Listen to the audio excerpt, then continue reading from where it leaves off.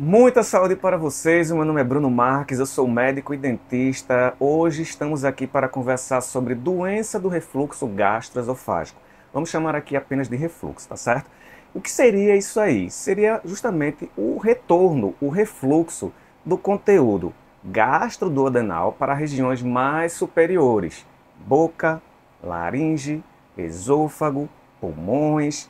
Cada um desses lugares vai existir sintomas, irão existir sintomas específicos que a pessoa vai estar sentindo, certo? Então vamos descobrir como a gente reconhecer se estamos com problema de refluxo gastroesofágico e o que fazer em cada caso. Então a gente tem aqui a boca, o esôfago, o estômago e aqui a primeira porção do duodeno, certo? Já funciona bem para o que a gente vai precisar. O fluxo, né, normal, que a gente vai falar de refluxo, mas vamos entender primeiramente qual é o fluxo normal do alimento, né, do líquido que você ingerir, tá? Então a gente vai ver aqui que o fluxo normal é justamente essas setinhas pretas que estão aqui, certo? O alimento ele saiu da boca, passou rapidamente pela faringe, aí veio o esôfago, vai descendo, tá?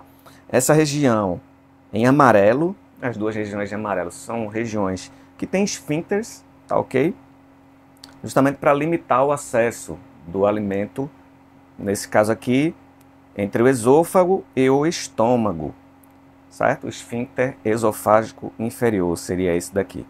Esse outro seria o esfíncter piloro, ou piloro, que justamente ele limita a passagem do conteúdo do estômago para a região do duodeno, que vai seguir em seguida para o jejum, o íleo, tá ok?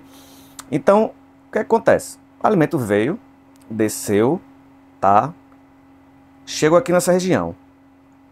No caso do refluxo, esse conteúdo, esse alimento, ele passa a voltar, que seria essas setinhas em azul, tá? Então, você vai ter o retorno desse alimento para essas regiões, certo?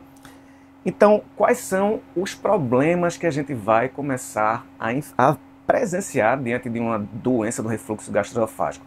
Vamos começar falando pela boca. Então, na boca, o que é que a gente vai ter? Você pode ter nessa região desgaste da estrutura do esmalte dos dentes. Consequentemente, você vai poder ter sensibilidade dental. E por que que isso aí ocorre? O conteúdo do refluxo gástrico, que está saindo do estômago e pode chegar na sua boca, ele vai ter a propriedade de ser ácido.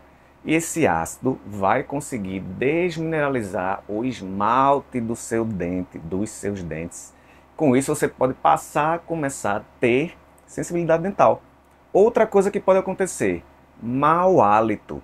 Justamente porque esse retorno de conteúdo gástrico de alimento vai ter restos orgânicos, restos de alimento que vão se acumular na sua boca, causando ali o mau hálito nessa região.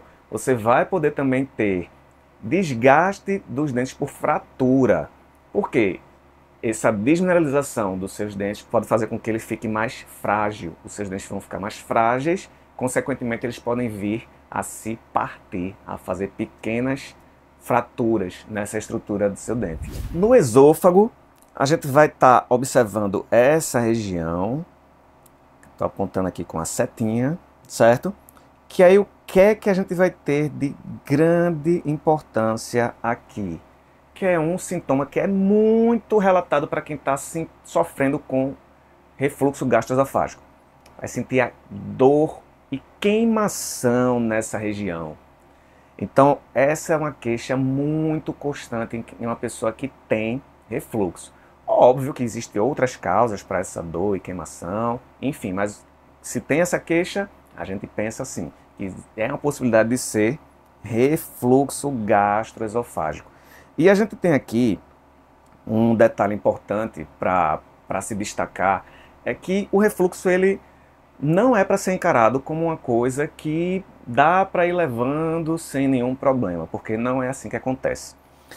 Os ácidos que são próprios para estar no estômago, se eles começam a subir para essa região do esôfago e o contato constante com isso, certo? Vai ter a possibilidade das células dessa região elas mudarem, passarem pelo que a gente chama de uma metaplasia inicialmente, podendo ter um desfecho para câncer de esôfago. Então isso é algo que realmente precisa ter um cuidado para que esse extremo não aconteça com você. E o que mais a gente pode ter de problema com o refluxo? Se esse conteúdo ele começar a tocar na laringe, que já é uma parte mais específica do sistema respiratório da gente, tá certo? Então, a pessoa vai ter a possibilidade de começar a ter uma crise de tosse, por exemplo. Uma tosse que persiste, persiste, persiste, não para nada, pode começar a causar dor nas regiões da musculatura acessória para a respiração, enfim. E, na verdade, o seu problema se trata de um refluxo, certo? Precisa ir ao médico para poder ter esse acompanhamento melhor e esse diagnóstico para se ter a certeza de que o problema é o refluxo. Você também poderia desenvolver, por conta de refluxo, uma pneumonia.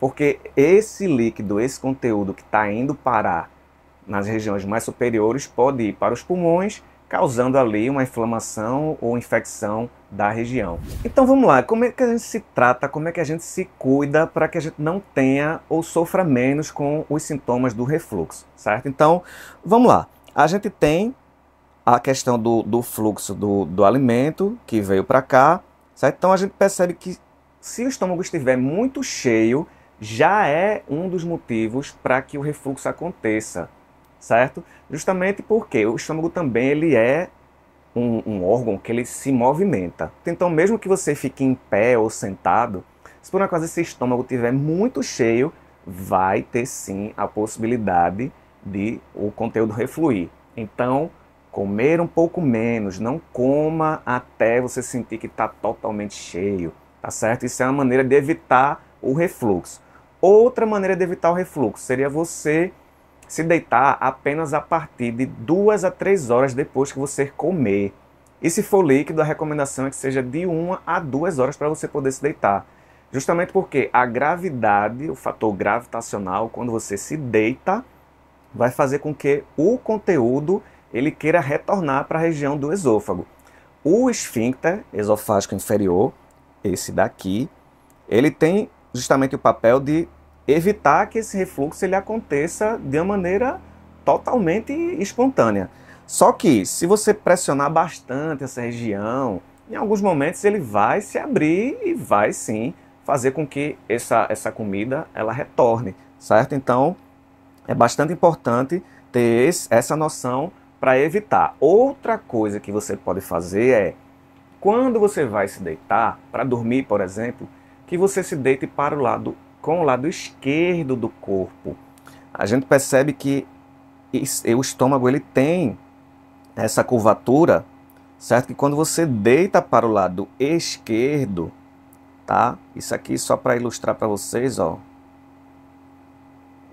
O coração aqui nessa região. Também aqui para o lado esquerdo. Mais para o lado esquerdo. Então, quando você deita para o lado esquerdo, você vai diminuir a possibilidade desse refluxo estar voltando para regiões mais superiores. Outras medidas você pode fazer também para lhe ajudar a diminuir os sintomas do refluxo, diminuir as ocorrências de refluxo. Uma delas seria você elevar a cabeceira da cama, certo? Em aproximadamente 15 centímetros já vai ser o suficiente para estar lhe ajudando bastante nesse contexto.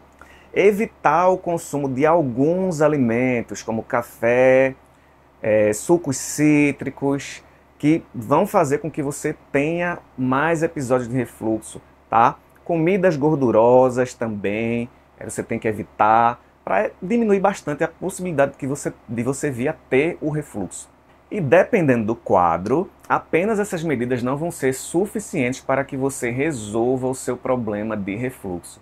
Então você vai ter sim que buscar a ajuda de um médico, de um profissional ali, para estar lhe acompanhando e dando as melhores orientações, se for o caso também, passar tratamentos com remédios para que você resolva esse problema de uma vez por todas. E se você gostou desse vídeo, eu fico muito feliz deixe um like, se inscreve no canal e até a próxima.